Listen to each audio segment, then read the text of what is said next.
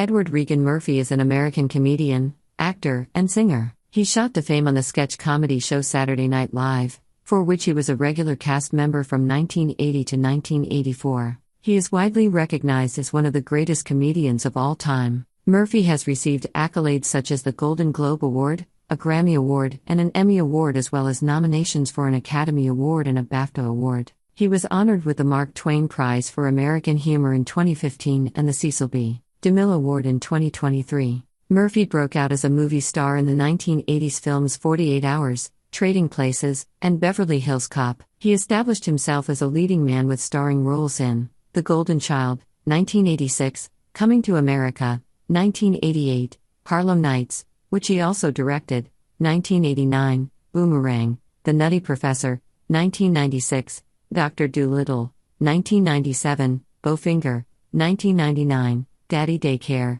2003, and Norbit. Murphy both won the Golden Globe for Best Supporting Actor and received a nomination for the Academy Award for Best Supporting Actor for his role in Dreamgirls. Murphy has worked as a voice actor, including Mushu in Disney's Mulan, 1998, Thurgood Stubbs in the sitcom The PJs, 1999 to 2001, and Donkey in the Shrek franchise, the latter of which he earned a BAFTA Award for Best Actor and a Supporting Role nomination. Murphy often takes on multiple roles in a single film, such as in Coming to America, The Nutty Professor films, Bowfinger and Norbit.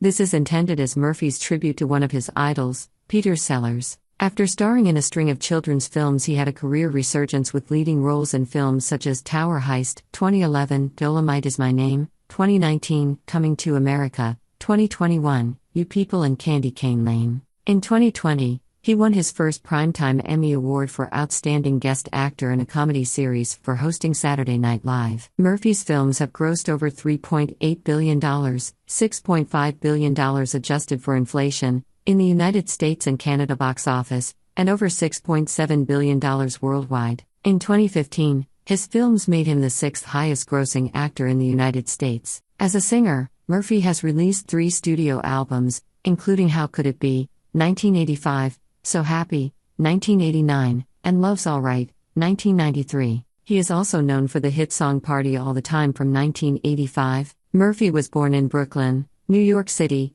and raised in the borough's Bushwick neighborhood. His mother, Lillian Murphy, was a telephone operator, and his father, Charles Edward Murphy, 1940 to 1969, was a transit police officer and an amateur actor and comedian. His father was murdered in 1969. Murphy later stated, "My mother and father broke up when I was 3 and he died when I was 8, so I have very dim memories. He was a victim of the Murphy charm." Laughs.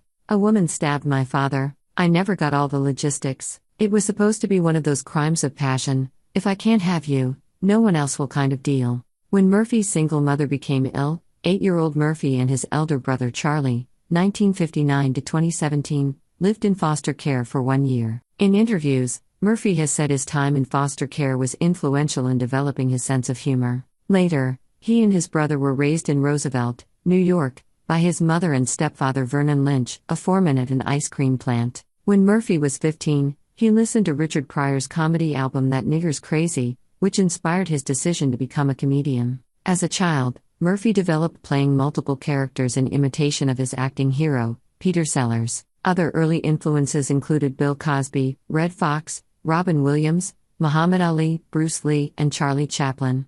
On July 9, 1976, the date with which Murphy marks the beginning of his career, he performed in a talent show at the Roosevelt Youth Center, doing an impersonation of singer Al Green as Green's song Let's Stay Together played. This led to work at other clubs within walking distance, and then late-night jobs at locations that required him to commute by train. To do this, he secretly skipped school, and after his mother discovered this at the end of his senior year, he was required to attend summer school. In the early 1980s, Murphy first earned national attention as a cast member on Saturday Night Live, SNL, and was credited with helping to revitalize the show. His characters included a grown-up version of the Little Rascals character Buckwheat, a streetwise children's show host named Mr. Robinson, parodying Fred Rogers, who found it amusing, and a morose, cynical Gumby, whose trademark slogan became an SNL catchphrase, "I'm Gumby, damn it." According to Joseph Clokey, whose father Art Clokey created Gumby, both of them thought Eddie was a genius in the way he played that character.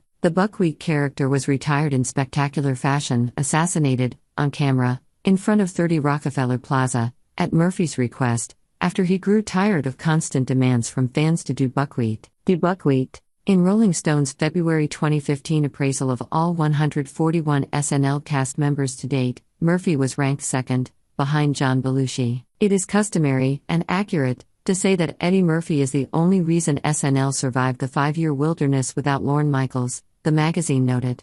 Murphy's early comedy was characterized by copious profanity and sketches lampooning a diverse group of people, including WASPs, African Americans, Italian Americans, overweight people, and gay people. He released 2 stand-up specials. Delirious was filmed in 1983 in Washington, D.C. due to the popularity of Delirious. His concert film, Eddie Murphy Raw, 1987, received a wide theatrical release, grossing $50 million. The movie was filmed in the Felt Forum at Madison Square Garden in New York City. In 1982, Murphy made his big-screen debut in the film 48 Hours, with Nick Nolte. 48 Hours proved to be a hit when it was released during the Christmas season of 1982. Nolte was scheduled to host the December 11, 1982, Christmas episode of Saturday Night Live, but became too ill to host, so Murphy took over. He became the only cast member to host while still a regular. Murphy opened the show with the phrase, "Live from New York, it's the Eddie Murphy Show." The following year, Murphy starred in Trading Places with fellow SNL alumnus Dan Aykroyd. The movie marked the first of Murphy's collaborations with director John Landis, who also directed Murphy in Coming to America,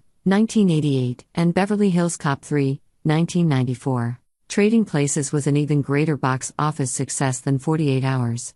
Murphy appeared in Best Defense, 1984, co-starring Dudley Moore. Credited as a strategic guest star, the former was added to the film after an original version was completed but tested poorly with audiences. Best Defense was both a major financial and critical disappointment. When he hosted SNL, Murphy joined the chorus of those bashing Best Defense, calling it the worst movie in the history of everything. The same year, he won a Grammy Award for Best Comedy Recording for his album Eddie Murphy, Comedian. He has been nominated for a total of 3 Grammy Awards. Murphy starred in the successful action comedy film Beverly Hills Cop. The film was Murphy's first solo leading role. Beverly Hills Cop grossed over $230 million at the U.S. box office, becoming the highest-grossing film released in 1984, the highest-grossing comedy of all time, and the highest-grossing R-rated film of all time. As of May 2018, it was 46th in the list of all-time U.S. box office grossers after adjusting for inflation,